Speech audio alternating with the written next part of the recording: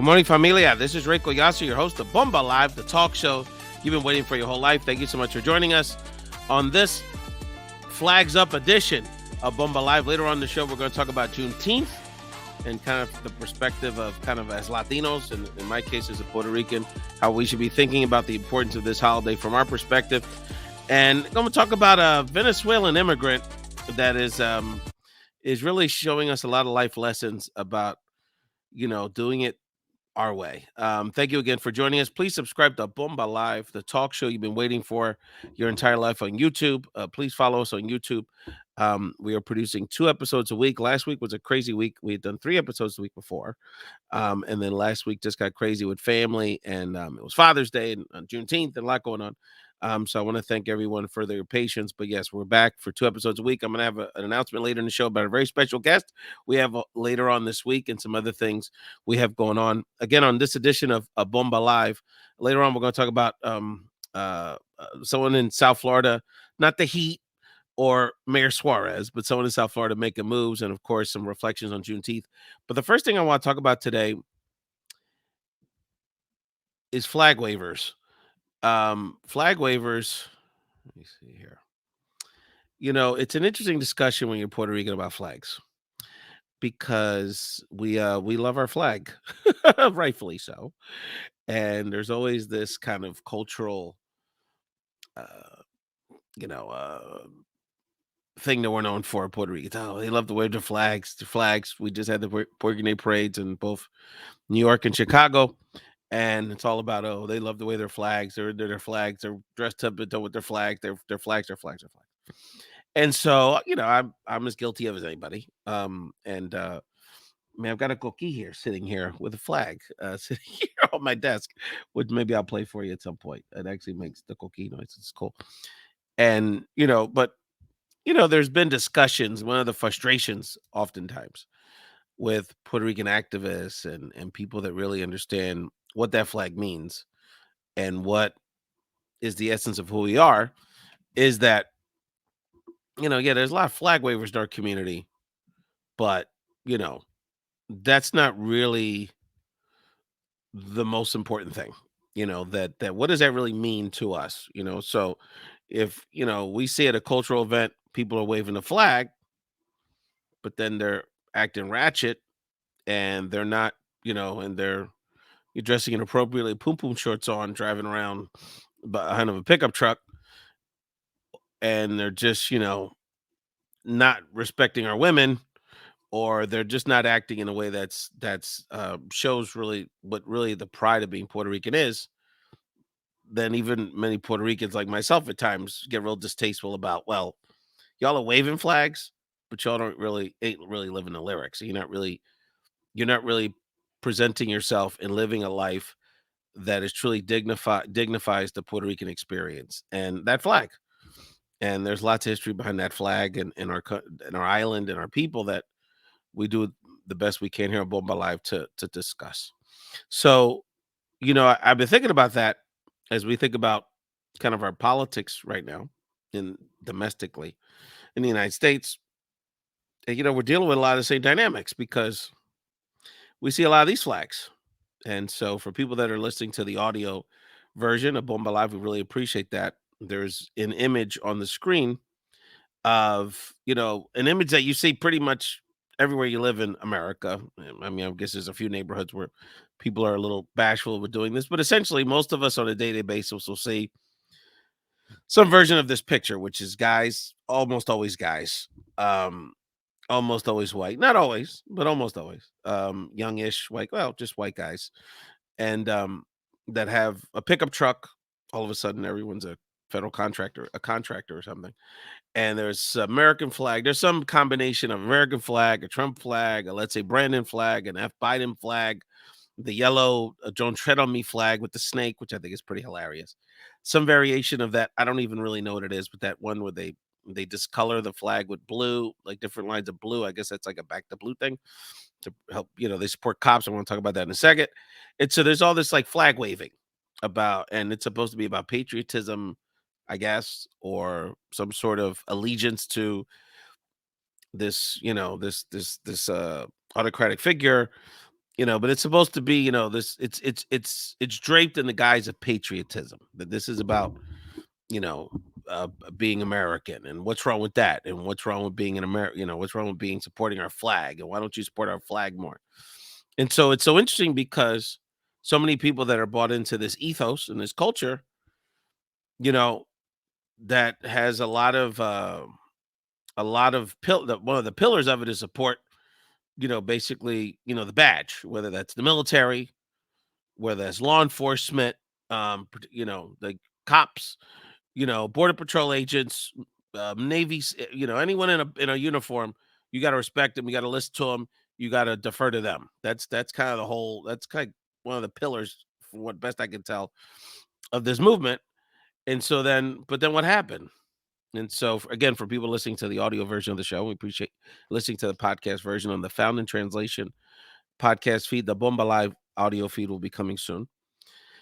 Is that, the same movement on January 6th, 2021, literally tried to overtake our country, and in doing so, attacked not just the U.S. Capitol, but attacked the many brave hundreds, if not thousands, of brave men and women that were defending our capital, with Capitol Police or other levels of federal and local law enforcement.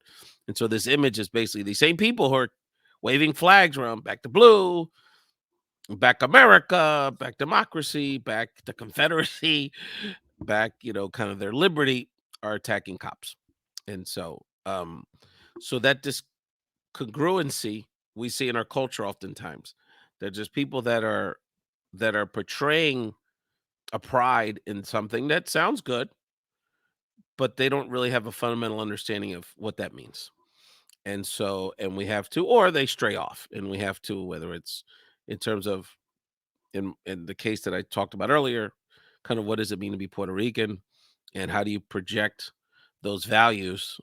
It's not just, and look, I love to dance and party and have a good time and take a shot once in a while. There's nothing wrong with enjoying yourself, but it's so beyond that, and how you um to truly dignify and celebrate what it means to be who we are, is so much deeper than, waving a flag and go to a festival a couple times a year. And in the same way with these rioters and the people that try to take over our country, and the people that, we sort of live around every day, that are really kind of like, seem like they're on the verge of going off on us. um there's just a fundamental misunderstanding of what it means to be an American. America, yes, it is about liberty, and it is about freedom, um but it's also about equal rights. And it's also about, and that includes everyone having a chance to vote fairly, and that includes having civil discourse around, the laws and the political and social progress of our country. And on some level, we're supposed to try to work together. Our political parties are not supposed to be warring factions. Our political leaders are not supposed to be gods, fake gods. They're not, and we talk a lot about on the show. We're going to continue, obviously, as the presidential election approaches. We're definitely going to talk about, elected officials, and my thoughts on Biden and Trump and DeSantis and all these people. We're going to talk about DeSantis in a second. But that, I'm very clear, like, you know, and I don't think you'll be shocked to know. I think, we should be supporting Biden, and I think the conversation around him being really old and all that, I think is a little ridiculous. But the the bottom line is, I don't worship that guy. You know what I mean? He's a person, he's a political figure, he's got his good things, his bad things, and I'm working within a political system that we have. And so, when you get into the fact that of worshiping people, and putting so much of your own dignity and identity into someone else, regardless of, even if they're a wonderful person, that's problematic. And I think that's a lot of what we're seeing right now, in our culture, with, I don't even want to call it the ultra right wing, or this culture of a third of our country that really, we can disagree on policy, and there's certain conservative principles that are reasonable, but this is way beyond that. This is really ultra right wing, wanting a fascistic state, that where, the rest of us have to worship the military and cops, and you get to do it, and you get to do whatever you want. I mean, that's really kind of where it goes. And so, but not all misguidedness and lack of leadership and is draped in a public posture, an aggressive tone, and waving flags. Some of it is when you withdraw from a situation, when you do the opposite, and that's what we're seeing with this man. If again you're listening to the audio feed, I've put on a picture on our of Merrick Garland. Merrick Garland is the U.S. attorney, and him along with Lisa Monaco, his number two, and some of the senior leadership, and Chris Ray of the FBI, and some of the senior leadership of the Department of Justice. It's been found out. I really encourage people to read the Washington Post article that came out on Monday on Juneteenth, which lays out basically how the FBI, the DOJ, Department of Justice sat on their hands for about a year with the January 6th insurrection investigation on the high level in terms of the piece related to who organized this coup in our country, and including not just on January 6th, but going backwards a few months around the elections, around the fake electors, and just these various avenues that Trump and his team were pursuing allegedly to illegally disrupt the results of our elections and try to convince people that those elections didn't take place in the way that they did. So so the this is an example the opposite way, that in trying to either not cause a problem, look political, not make waves. Merrick Garland, Lisa Monaco, Chris Ray, and a few other high level officials really did a disservice to our country by not moving on what was obvious, which everyone saw in their eyes, that the president, and as it turns out, there was a lot more done on the that we even realized in the January 6th commission in the House of Representatives laid out to us in great detail, that there was a lot of planning and organizing that went on from the top down, and ultimately Trump said go and waited for several hours to tell people to stop. So, this is where the opposite happens. And so, lack of leadership and misguidedness takes many forms. And so we have to be self-reflective on, well, even if I'm not, putting myself out there, maybe I'm not doing enough. And is my inaction is actually doing as much harm as, some who wave flags and put flags in the back of their pickup trucks are doing, in how they, and what their misinterpretation of what that means, what patriotism means. In the case of, sometimes we see with Puerto Ricans, what they think that means, and sometimes inaction actually is the thing that causes the most harm. So I want to, when we come back, I'm going to talk a little bit about Juneteenth. I actually want to start the Juneteenth conversation by playing. Actually, I want to do two things, actually. Well, the first thing I want to do is, well, actually, let me play the Juneteenth video. And we have a clip here from Derek Johnson from the NAACP talking about, he's the CEO of NAACP, talking about kind of how we should think about Juneteenth. When we come back, I'll give you some quick thoughts on how, as a Puerto Rican, as a Latino, we should be kind of thinking about, how Juneteenth connects to our lives and to our activism. And then some others, and we'll get to some other topics and how I'm trying to take some proactive leadership and addressing some of the issues that um are very important right now for to engage in our politics. So let's watch this clip of the president CEO of the NAACP talk about the importance of Juneteenth. And we come back, we'll talk about Juneteenth and some other hot topics here on Bomba Live, the talk show you've been waiting for your entire life. And let's bring in now to talk about the significance of this moment, the president and CEO of the NAACP, Derek Johnson. Sir, good to have you back here on the show with us. And we often talk about it on MLK Day, right? It's not supposed to be a day off. It should be a day on, a day of service. So now here we are with Juneteenth, a federal holiday. What do you hope it will be? What is the significance of turning this now into a federally recognized holiday? Well, it's amazing that we've now made what was a local, then regional recognition a national holiday. Before the NAACP, it's time for us to pivot to the substantive policy issues that are confronting African Americans and America in general, like voting rights, making sure we protect the right to vote, or police reform to ensure that the horrific scenes we've seen just a year ago in Minneapolis is not repeated without police officers being held accountable. Those are the substantive things that we should be focusing on if we use this day for nothing else, but it's to reinforce our energy, our attention on substantive policy change to make sure democracy works for everyone. And Derek, to When what all you were that's just saying, we un fracaso. We're supposed to have these people of high integrity, of the highest caliber, of the highest judicial acumen in the Supreme Court that are supposed to be above all that nonsense.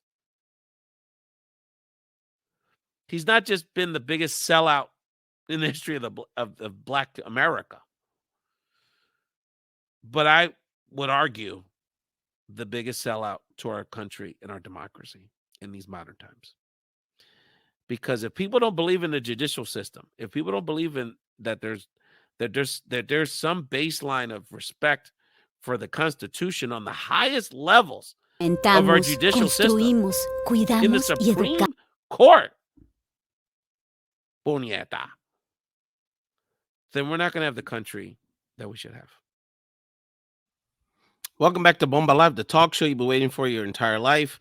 You just heard from Derek Johnson from the NAACP on kind of like how do we pivot and how do we use this opportunity to celebrate Juneteenth to move forward and talk about, the substantive issues that are still impacting the Black community and all Americans as it relates to, kind of like these institutional policy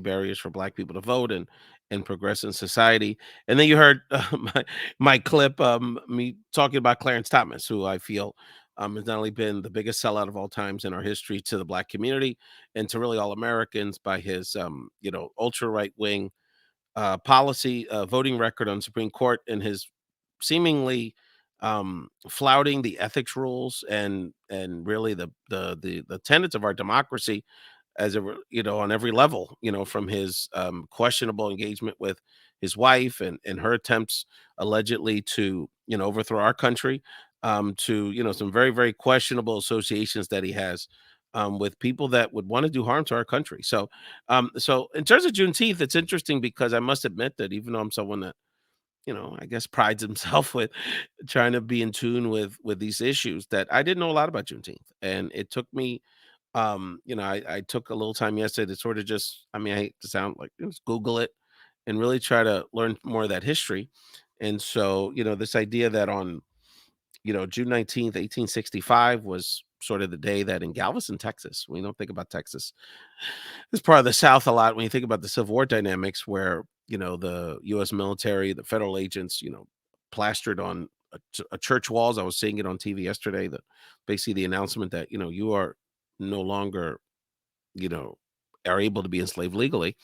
And so kind of what that means. And apparently it was a pretty prominent regional holiday in Texas, Louisiana until the last few years where, sort of post George Floyd and an attempt to try to create some racial healing in our country that it, it became a much more prominent, holiday and to the point where advocates advocated to become our 11th federal holiday. So a very important time. I think that what's important from a Latino perspective and a Puerto Rican perspective, there's so many other resources that you would have as it relates to really understanding Juneteenth. And I encourage people. There were so many. I did a little research this morning, but there's so many, and it's hard for me to kind of pin down, one thing. So I just encourage people to, look for trusted resources to learn more about that history. But what I would say is that I think it's important for Latinos to understand that that this is such a these moments, these pivot moments in Black history in this country are such critical moments for American history, and thinking about how you can't really understand where America, the United States, is as an economic power in this country now in 2023 not understanding how the economic engine of this country in its beginnings, hundreds of years ago, were really driven. The wealth that was built, particularly in the South in this country, was built on the backs of Black people, and so, and you know, maybe not enslaved, but poor white people, and so the idea that that gap in wealth, from a few hundred years ago, still impacts us to this day. And thinking about the poverty that you still see in the deep South in particular, and not just with African Americans, but with poor white people. Some of the most disenfranchised white people, poorest white people in places like West Virginia and Alabama and Mississippi, are some of the people that have been their families have been duped about this, how this works for a couple hundred years. So, continue to believe this lie that, the problem is, the more we can kind of disenfranchise Black people, that will help you. And in fact, doesn't help anybody. And so, so it's important for Latinos to understand that history and thinking about Texas, right? So it's like, this history is very connected to the Latino experience around the country, and the history of racism in Texas. And I talked about this on a recent show with journalist uh, with journalist with a journalist we had on the show, is that Arturo Dominguez, is that the the racism of Texas continues to impact our politics to this day. And thinking about how we've had bills over the last several years to literally racially profile Latinos in Texas. We have a bill that's about to be, I believe, been signed or about to be signed in Texas to literally limit democracy in Harris County, Texas, which is not only just the largest county in Texas, the bluest county in Texas, but it's also the largest county of empowered Latino and African Americans in Texas and people of color. And so, the Medicaid gap, which still has literally killed, uh, it's hard to quantify, but literally has killed people, particularly Latino and African Americans, because they have a health care in Texas when they easily could have, when literally, the governor, a signature away from the governor, over the last 15 years since the Affordable Care Act was passed. So there's lots of issues throughout that. And so I think just from a Latino perspective, understanding our shared history, but also from a Latino perspective, understanding so the history of slavery in Latin America. And so, I looked it up, and I knew this was the case. Actually, when I worked at Aspida as a younger guy, I used to have this day off, and I kind of forgot the date. So I was like, well, let me look it up again. When was slavery abolished in Puerto Rico? And so, while slavery was abolished in 1865, or Juneteenth was 1865 to formally let the last slaves know that were aware that slavery was over. In Puerto Rico, it was abolished by the Puerto Rican Assembly, which at that point was a colony of Spain, in 1873. But in 1873, part of the two conditions were set for slavery to be ended in Puerto Rico, and Puerto Rican slaves to be emancipated. One was they had to still work for their slave masters for 3 years. So slavery really didn't end until 1876 in Puerto Rico. But then also the landowners in Puerto Rico in 1873 divvied up a pot of 35 million pesetas as reparations for them no longer being able to use slaves after 3 years from that point. Piénsalo bien.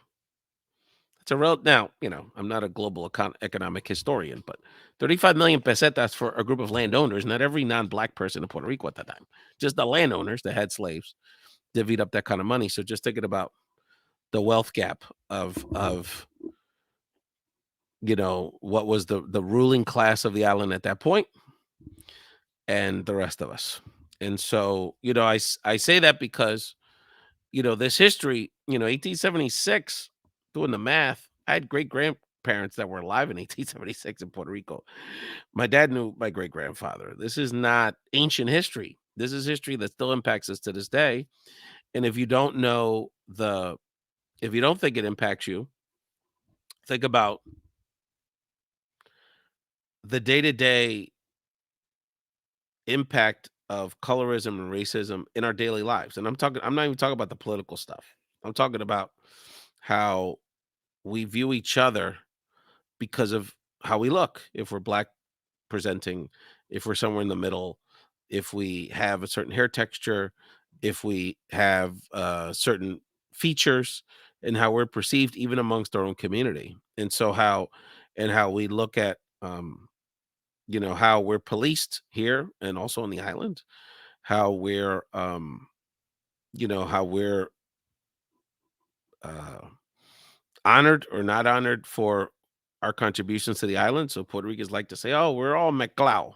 We're all three things, but nobody really wants to be associated with blackness. It's really odd conundrum that we have.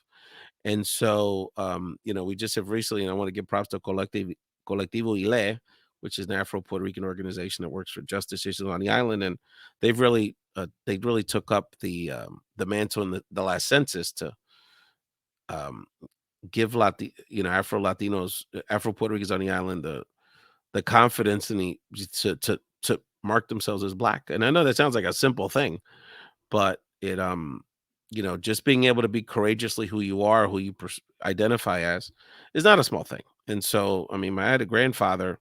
The reason I don't have a real strong connection to an extended network of Collazos is that my grandfather, not 500 years ago, his dad was of Spaniard descent, and his mother was Taina. And so, basically, now we're talking about only about 100 years ago that, the Collazos cut them loose because they said you married outside the bloodlines, the Spaniards. And so, these that my grandfather being kind of like the biracial child that was rejected by his extended family impacted his whole life. And on some level, it impacts all of our lives, all of the generations. So, these are things that impact us in really well ways. I really want to give a shout out to my job at Unidos US because we came out with a reader, and I encourage people just go to unidosUS.org website. And there's a sort of a Afro Latin American, Afro Latinx studies reader that lays out in a blog form, resources to learn more about our Afro Latino history, the slave trade in Latin America. Only 6% of the passage to the Americas went to North America. So that means the overwhelming majority of black slaves went to the Caribbean and South America and throughout Latin America. So I encourage people to if you go to unidosUS.org to learn some of that history. It's very, very interesting. And I definitely need to do more study because, it is such a, it is such an important, conversation we have to continue to have because until we really understand ourselves, we're truly not going to be free. I want to play this clip of Unidos US Action Fund, my organization that I'm the executive director of, that I'm really proud to announce that we've released an ad. Talk about trying to take some leadership here.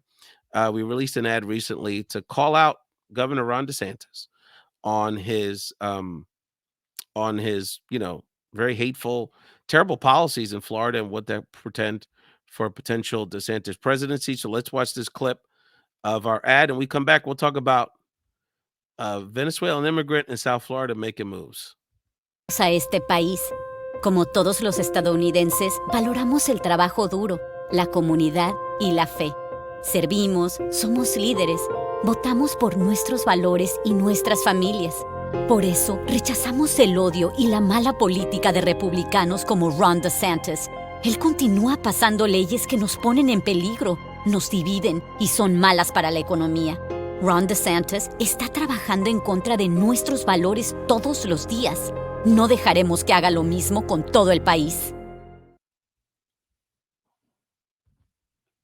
That was our latest ad at Unidos US Action Fund calling out Ron DeSantis. Ron DeSantis is, wow, I mean, it is so dangerous, that man, and what he could do as it impacts, um, really all Americans. I mean, this guy could really be the death blow for our democracy. And it's so it's critically important that we all understand what's at stake, the policies that he's wrought in Florida to limit abortion access, immigrant rights. He's done a terrible job with having the housing market become less and less affordable for Floridians, particularly in the Latino and minority communities. And so, this gentleman is truly dangerous. And so you think Trump's funny. You think, well, maybe this guy, I hear he's kind of popular and I think Latinos like him in Florida. That is not the case. Democrats basically abandoned the state a few cycles ago. And so that's why he's kind of being able to run roughshod. And so it's very important for us to educate the community about the truth about Florida Governor Ron DeSantis. Before we get out of here, I just wanted to two things. I want to let people know that we're going to talk. We have a real exciting announcement. Jersey Rican, one of my favorite social media influencers, is going to be on the show later this week. Talk about what's going on in the movimiento música urbana, todo el bochinche with Anuel, Yailin, Carol G, Tekashi 6ix9ine. I can't get rid of this guy. Fed everybody. We're gonna have Jersey Rican on the show later this week. We're gonna get away from the serious stuff and talk about all the chisme going on in música urbana. So definitely check out Jersey Rican later on this week on the show. I want to talk about this guy for a second. Let me bring him up. Let's bring up this guy. Okay. So this guy that's on the screen right now, and again for the podcast audience, you don't see him. This guy on the screen right now is a gentleman by the name of I have a terrible time saying his name. Luis Arraez. Luis Arraez is a Venezuelan infielder for the Miami Marlins, and Luis Arraez is doing something that's very historic. Luis Arraez in a very good baseball season. There's a lot of great players, a lot going on. The pitch clock situation has really sped up the games. A lot of exciting action going on with some of the rule changes, and just a lot of great players. Otani's just been unbelievable, and a lot of great players. But Luis Arraez is currently hitting 400, and so nobody has hit 400 in the major leagues in about 80 years. I think it was Ted Williams in the late 40s. So we're pushing 80 years for it. And so Luis, now it's still only about halfway through the season, but the fact that Luis Arraez is hitting 400 is really a lot of fun. This rarely happens where someone gets this far in the season hitting 400, which means you get 4 hits out of every 10 at bats, which your average person hits more like 250. So the fact that he's hitting at this pace is really a lot of fun. And so it really reminds me, and some friends of the Dominican baller Jorge Martinez reached out to me and said, we need to start talking about this guy. And you're absolutely right. And a lot of people relate him to Tony Gwynn. I really relate him stylistically with the way he makes adjustments to a guy named Rod Carew, who was talk about Afro-Latinos, one of the great players of all times at Panameño. He was the first superstar Hall of Fame Panamanian player that we ever had. Still alive. Rod Carew is an incredibly elegant man, great messenger for baseball and sports. So I encourage you if you don't know who Rod Carew is, look him up and learn about his history in baseball. And so Luis Arraez is really paving the way, because not only is he on pace for potentially historic season, but also going against the wave, because over the last several years, because of analytics and kind of the analysis of how to win baseball, everyone's kind of been going just for the home run. And so Luis has gone zagged when everyone else is zigging, to really focus on what he's good at, which is making contact, making adjustments, and putting the ball in play. And so this is now bringing him, and he's really worked on focusing on his skill set and kind of how he can contribute, make his contribution. And so now he's playing at a level as good as anybody, even some of the great sluggers. So props to Luis Arraez, Venezolano, who by all accounts is good guy, hard worker, very much respected in the clubhouse. And so I think it's a great lesson for all of us that, we have to do things our way, and we have to do things with our flavor and not just go with the trends, because Luis Arraez is showing us that, we all have greatness inside of us if we tap into our own greatness and not try to copy others or just go along the flow. So I want to thank everyone for watching Bomba Live. Continue to follow us, support us on YouTube. And I'm going to end the show with a clip that refers to, again, the emancipation of slavery in Puerto Rico. And I want people to encourage people to continue to look into that history, because so much of this history impacts us to this day. And then you'll hear a few clips of my sports takes on a couple of gentlemen that I have a lot of respect for, particularly an NBA legend and an Afro-Puerto Rican that I think his leadership is very instructive to the conversation we've been having today. Let's watch this clip about the emancipation of slavery in Puerto Rico and the clips I just referred to, and have a wonderful day here on Bomba Live, the talk show you've waited for your entire life. Cuando el resto de Latinoamérica pasaba por un periodo de gran progreso independentista desde los 1850s hasta los 1880s, Puerto Rico seguía bajo el régimen español. Pero finalmente, el 22 de marzo de 1873, la Asamblea Nacional Española abolió la esclavitud en Puerto Rico. Los propietarios de estos esclavos fueron compensados con 35 millones de pesetas por esclavo y los esclavos tuvieron que trabajar por 3 años más. El 22 de marzo conmemoramos el Día de la Abolición de la Esclavitud en Puerto Rico mientras celebramos nuestra historia e influencia africana.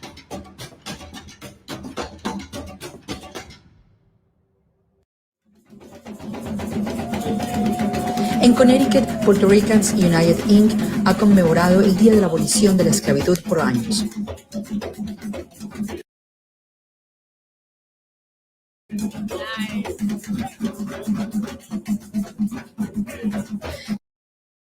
Celebrando nuestras tradiciones,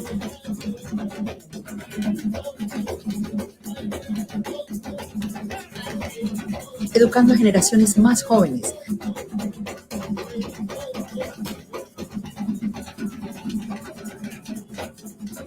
y luchando por más justicia social. As great as Jordan and LeBron have been, and they're amazing, and that's the greatest sports debate of all time, those two, Kareem is still in the GOAT conversation. Oh, yeah. Most And if you know unstoppable hoops, shot, you know that's real.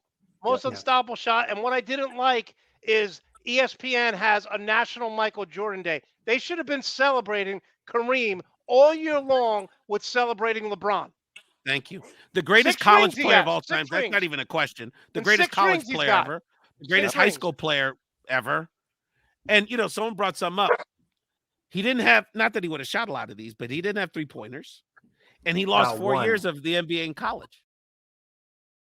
And let's not even get into Carlos Delgado, whose offensive statistics dwarf Scott Rowland's. And by the way, you talk about character.